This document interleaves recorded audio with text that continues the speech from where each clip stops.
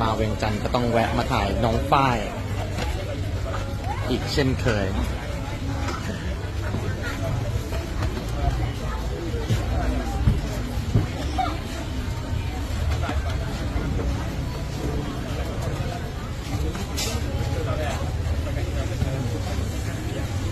กล้องเป็น100 ตัวเลยนะร้านนี้นะ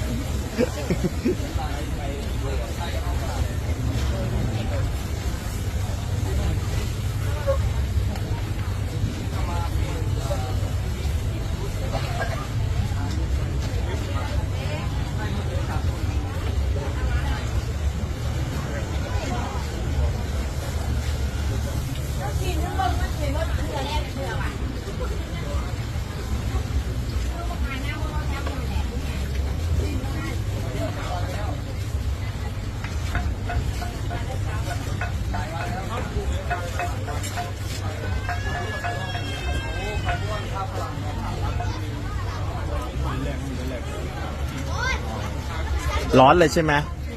อากาศ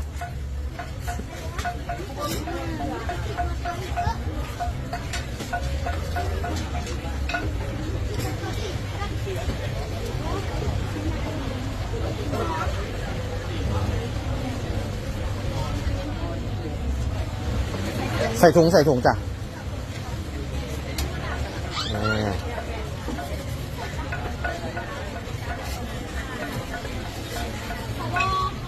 นมแบบเย็นลมเต็มหน้าร้านเลยนะ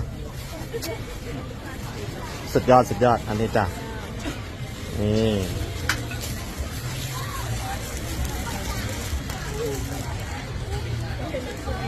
เจอกันได้ครับตลาดสีหอมนะทุกคนนะ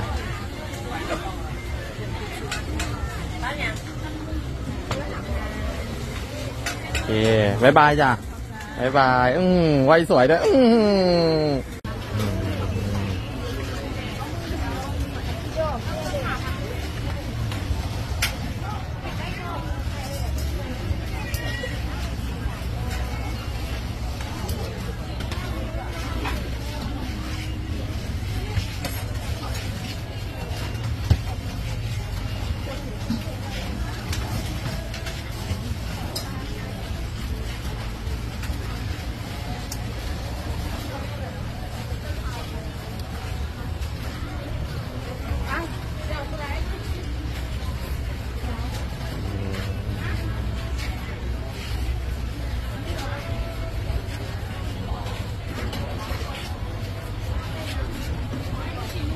ออเดอร์เยอะเลยนะ